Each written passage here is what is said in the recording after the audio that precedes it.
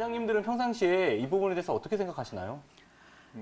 평상시에 이제 그 혈액이 얼마나 탁하냐, 그 다음에 얼마나 이렇게 뭐 맑냐, 이거를 직접적으로 알아보는 방법은 사실상 그 크게 많지는 않은 것 같아요. 이제 고전에서 쭉 내려온 걸 보면은 그래도 앞면에 이제 색깔을 가지고 많이 유출을 했던 것 같습니다. 예를 들어서 이제 앞면이 파랗게 질려 있다. 이러면 이제 혈행이 좋지 않고 이거는 지금 혈관 순행이나 이런 것들이 많이 차가워져 있다라고 봤던 것 같고요.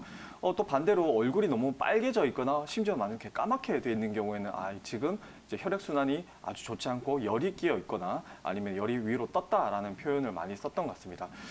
다시 말해서 이제 지금 내가 생각을 했을 때 뭐 입술도 파래져 있고 차가운데 노출을 해서 그런지 입술이 많이 파래져 있고 얼굴이 하얗게 질려 있다. 이러면은 지금 혈액 순환이 그렇게 좋지 않다라고 보시면 될 것 같고요. 또 아까 말씀드렸던 것처럼 얼굴이 빨갛게 달아져 있고 코끝이나 이런 것들이 뭐 까매져 있다거나 아니면 얼굴 전체가 많이 새카매져 있다면 지금 혈액 순환 중에서 이제 열이 좀 많은 형태라고 그렇게 짐작을 해보시면 되실 것 같습니다. 또 궁금한 게 혈액에 산소량이 많이 포함되어야 한다라고 알고 있잖아요. 그렇죠. 이 부분은 구체적으로 왜 그래야 하는 것인지도 알고 싶거든요. 원장님도 어떻게 생각하시나요?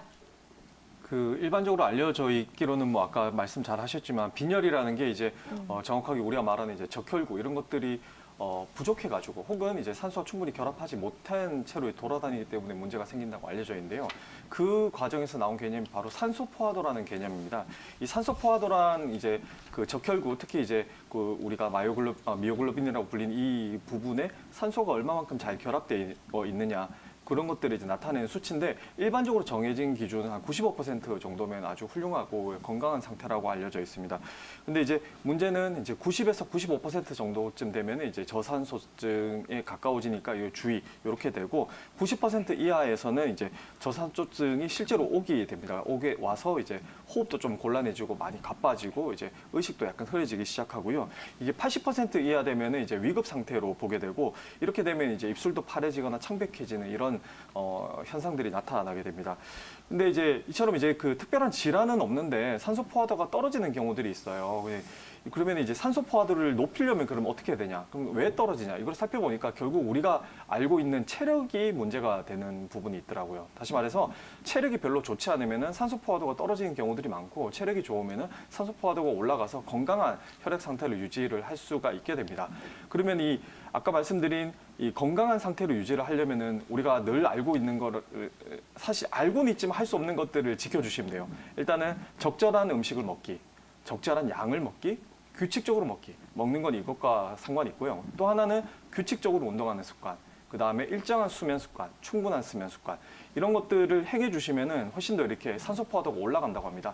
그리고 마지막으로 사실 제일 중요한 부분인데 흡연을 하고 계시다면은 똑같이 운동을 하고 이 앞에 것들을 다 하시더라도 실제 이제 본인의 산소 포화도는 낮을 수 있어요. 그러니까 흡연하시는 분이라면은 본인의 깨끗한 혈액 상태 그리고 적절한 산소 포화도를 위해서 흡연을 이제 좀 가급적 멀리 해주시는 편이 좋을 것 같습니다. 저는 좀 운동에 대한 부분을 찾아보니까 이게 되게 아주 중요하다고 나오더라고요. 특히 지금 요즘 제일 문제가 되는 거는 같은 자세로 오래 있는 게 제일 문제가 된다고 하더라고요. 실제로 이렇게 보면은 비행기 안에 있는 것이라든가 사무실에서 일하시는 분들 계속 같은 자세로 일하시지 않습니까? 이렇게 오랫동안 일하게 되면은 혈액이 그렇게 좋지가 않아요. 또 하나 이제 우리 아까 말씀 잘해주셨지만 피떡이 생기는 경우들이 있죠. 그렇게 이게 생기게 되면은 또 혈액을 다니면서 이제 용해가 돼야 되는데 이게 계속 같은 자리에 오래 앉아 있게 되면 용해도 되지 않아요. 다시 말해가지고 이제 우리 뭐 30분에 한 번 일어나기 운동, 막 1시간에 한 번 이렇게 어디 다녀라 이런 얘기들이 사실은 굉장히 중요한 거거든요. 실제로 이제 심근경색이나 뇌경색이나 일어나는 분들 같은 경우 운동하면서 이렇게 뭐 문제가 생긴다고 하지만 실제로는 사무실에서 너무 오랫동안 장시간 일하기 때문에도 응급 상황이 생기는 경우들이 있습니다.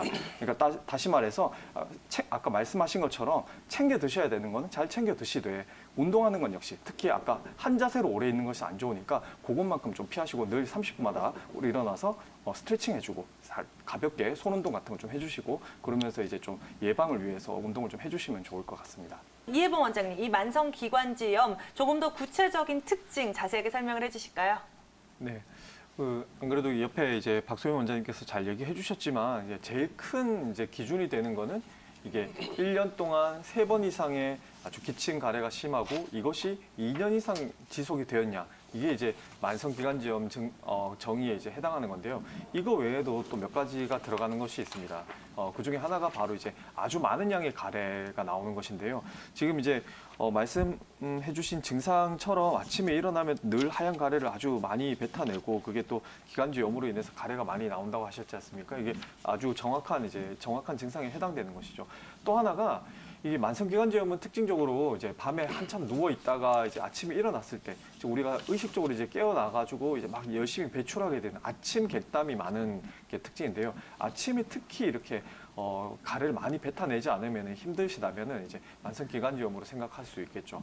근데 중요한 거는 이제 이렇게 만성임에도 불구하고 어느 순간 한번 되게 심해져가지고 이게 다시 또 이제 급성으로 가래가 많아지고 이제 그렇게 됐을 때는 이게 가래가 또 넘어가고 이제 그렇게 되면 또 문제가 되겠죠. 그러면 이제 또 폐렴으로까지 증상이 이환될 수가 있습니다.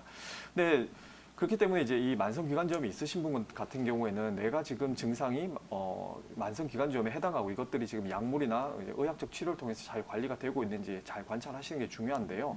이 만성기관지염은 특징적으로 급성 폐렴이 없는 거를 또 특징으로 하고 있습니다. 다시 말해가지고 1분당 100번 이상 막 이렇게 계속 맥박이 뛰고 1분에 24번 이상 계속 이렇게 호흡을 많이 해야 되고 마지막으로 38도 이상 이렇게 막 열이 나고 이렇다면 이제 급성 폐렴에 대한 증상이니까 그때는 만성기관지염이 아니라 폐렴으로 이미 이완된 거라고 생각하시고 적절하게 의학적 도움을 구하시는 게 맞다고 생각합니다.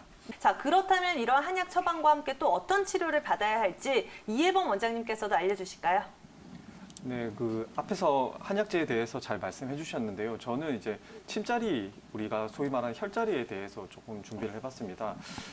일반적으로 이렇게 알려져 있기로는 뭐 당연히 이제 기침 나고 하면 이렇게 한의원 가셔가지고 감기 치료 받을 때 침 맞고 뭐 뜸 뜨고 이렇게 하시지 않습니까? 그런 것처럼 다른 이런 만성기관지염에서도 이제 얼마만큼 이게 효과가 있는지 여러 차례 임상 시험이 있었습니다. 그 결과 실제로 조사를 해보니까 침 치료 후에는 삶의 질도 올라가고 6분간 보행 가는 거리 얼마만큼 멀리 갈 수 있는지 그 가는 거리도 이제 증가하는 것으로 나타났거든요. 이때 이제 임상 시험에서 많이 사용된 혈자리가 이제 중부, 척택, 그다음에 신수, 폐수, 뭐 중환, 관원 이런 되게 알려져 있는 굉장히 유명한 자리들이 사용이 되는데요. 그 중에서 저는 이제 중요한 두 가지 자리를 좀 알려드리려고 합니다. 그 중에 하나가 이제 중부라는 혈자리고 또 하나는 폐수라는 혈자리입니다. 이 중부라는 혈자리는 우리 가슴 오모뼈 이렇게 눌렀을 때 기관지 바로 앞에서 톡 튀어나와 있지만 사실 온폭 이렇게 내려가 있는 부분인데 여기에서 6촌 바깥쪽으로 갑니다. 손바닥 이렇게 손가락 4개가 묶어가지고 3촌이니까요. 한 번, 2번 정도 가시면은 거기가 위치고 거기서 한 1촌 엄지손가락만큼 내려간 자리가 이제 중부혈입니다. 그래서 이 중부혈 자리가 사실은 왜 중요하냐면 우리가 호흡할 때 호흡 보조근으로 사용되는 자리가 이 자리거든요. 그래서 이 자리에 많이 이제 사용이 됐었더라고요. 그러니까 그런 것도 있고 또 하나는 이제 폐수혈이라고 있습니다. 세 번째 가시 등뼈에서 옆으로 1.5촌 손가락 2개만큼 옆으로 가면은 그 자리가 이제 폐수혈인데요. 여기도 이제 효과적으로 이제 작용을 했다고 알려져 있습니다.